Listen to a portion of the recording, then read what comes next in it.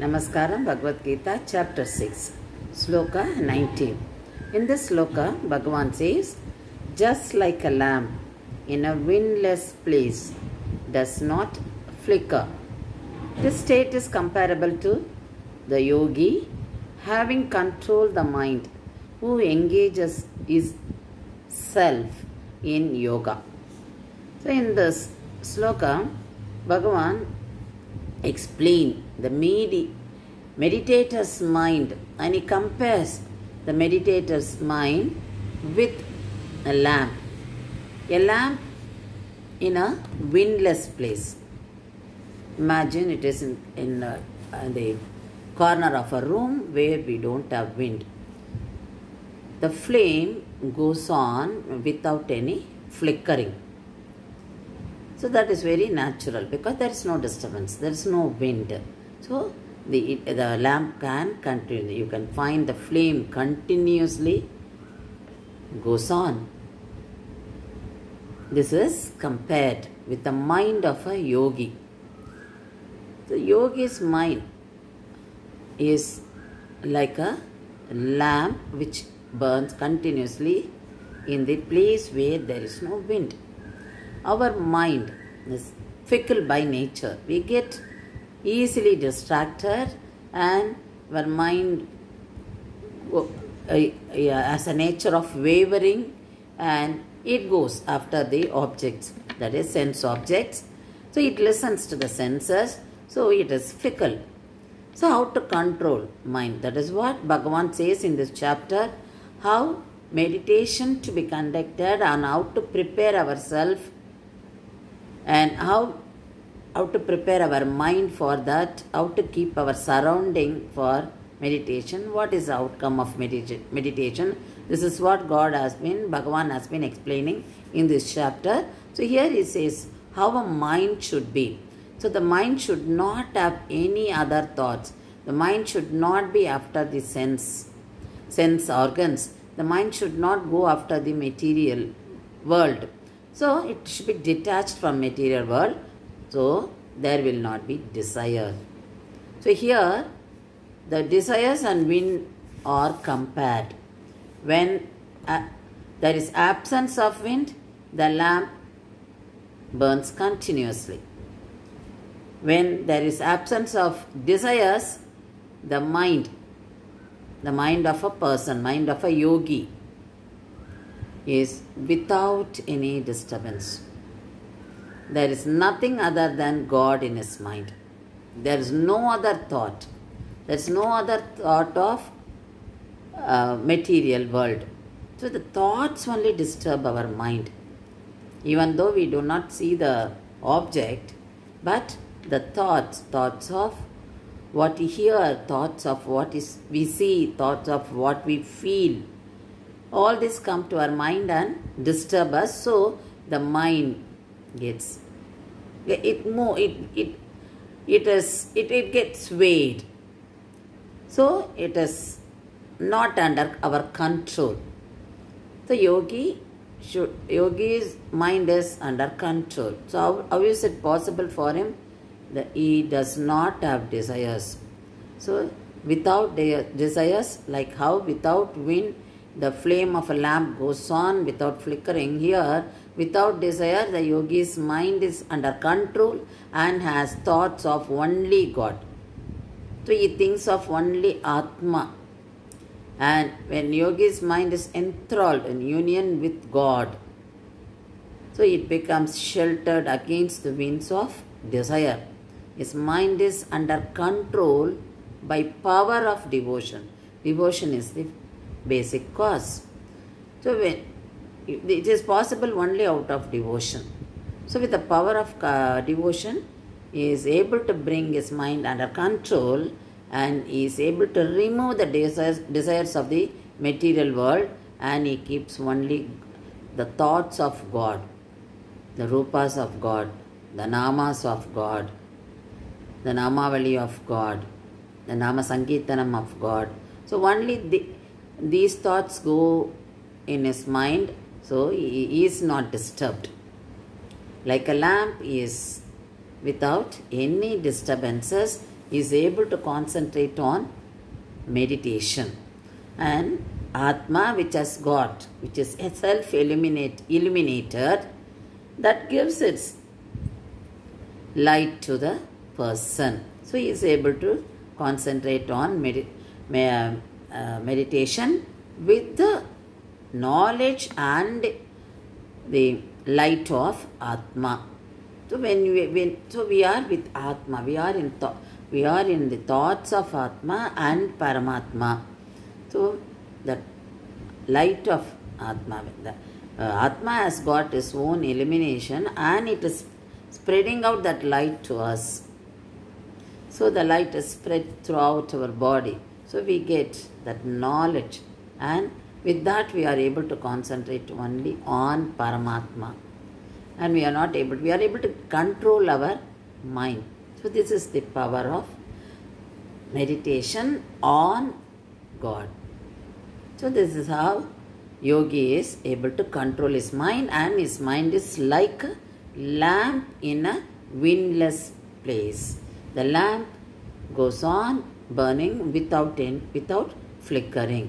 So here a yogi's mind, that is yuktan, his mind and siddha are under control, and Atma's knowledge, Atma is providing knowledge to the yogi. So he functions only as per that. So the intellect takes over the control over the mind. So the mind is not disturbed. The senses are under control. So as yogi does this yoga regularly. So here that vairagya is important, practice is important. So as yogi does this yoga regularly, he is detached from objects and he has control over the mind. So devotion is the fuel here. And Atma shines when we are away from the senses. So the detachment from material life is very much required. So there should not be no desire. So the wind and desires are compared by Bhagavan in this sloka. So it is like a man is holding the branch of a tree, and that tree had white rat and black rat, and which represent day and night, and they keep on going, and that a tree is pulled by an elephant. The elephant represents the purva karma, the previous birth karma, and it's pulling down. So at any time the branch can fall down. And just below this man there is a big well where there are so many snakes. That represents his future karma. And very next to him God is seated, and there is a beehive on top of him, and the honey is dripping, and this man is eating that. Because it's dripping just into his mouth, he is happily eating. But the situation is like this, and he is enjoying that. He is tasting the honey. He has not realized that God is there, and he has not realized he should surrender to God, because he is surrounded by only the dangerous things around, and he doesn't know what is his purva karma. So how will it work out? He doesn't know. What is his future karma? He doesn't know. What will happen to him? Only God knows, who is seated next to him. But what happens? He is interested in this temporary pleasure of eating or tasting honey. And that is why he is not able to realize the presence of God very next to him. If he had devotion, if he had kept God in his mind, he would have realized the presence of God, and he would have surrendered to him to escape from this situation. So this is what happens to us. So we all go for the temporary pleasure, and we don't realize God. Only God can save us from this kind of situation, because that we don't know anything. We know only present. We don't know past, and we don't know future. So how to get out of this situation, this difficult situation? Only He can do that. So we should have that realization. So when do we have that realization? Only when we think of God. Only when we go in the divine path. For that we should detach ourselves from this temporary pleasures. So this represents this. So though God is close to us, that is seated near to Him, He did not realize. So this is what happens to us. We have to take refuge in God. Only He can save us. And enjoying this kind of pleasure is not going to be eternal. So we should understand what is eternal, what is truth of life. For that we should have that divine knowledge. So only when our mind is filled with God, we realize God. So how to face this kind of situation when we are in this situation? So here the situation explains us how a man without thoughts of God enjoying the temporary pleasure. So God is ready to help us, provided if we call Him. He's waiting for our bhakta's call. But when I don't have thoughts of God, my mind will not, because my mind is enjoying the temporary pleasure. So I am not thinking of God. So we should not be like this. That is what this sloka says. How to have that control over the mind, how to find out what is eternal, and how to have keep the thoughts of God in our mind, how to get detached from the material world. This is what we learn from this. And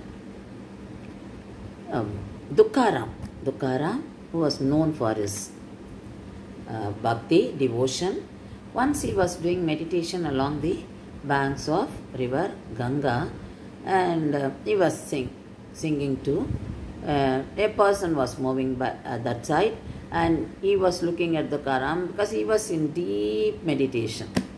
Like how Durva when he was taught the way how to do meditation by Narada Maharishi, he followed it truly, very sincerely followed it, and he could attain success in meditation. So Bhagavan was very much impressed by that, and Bhagavan appeared before him. So that is the deep bhakti, and you go deep into know the truth of life. Because Dhruva forgot everything. He wanted to achieve something. The goal of meditation was different. But once he went into the meditation, he didn't even think of it. So he was thinking of only God. The thought of God has taken him deeply into meditation. So he kept the image of God in his mind and meditated on him. God was impressed, and God appeared in Virat Rupa and he blessed him. So this is what? Deep in devotion, and you go deeply into meditation when you do meditation on God. So Tukharam was doing like this, and the other person he started spitting on him. So first time Tukharam went to the river and took bath again. Then came back and I continued meditation. But again this fellow did it. So nearly 108 times this fellow did, and 108 times Tukharam, without scolding him, he went to the river and he took bath, and he restarted his meditation. This is how he was doing. Then this man asked, how come you didn't get anger? Then he said, no, I see in everything God. I see in every action God is doing. So I don't get anger. So I thought God is doing something with me. So I didn't. But I'm not angry with you because you helped me to make 108 times dip in river Ganga. Otherwise I would have done it only once. So this is how he took it. The positive way of taking. And he said, I feel everything is God, and in everything God is there, and every action of ours is done by God only. So how can I get angry with you?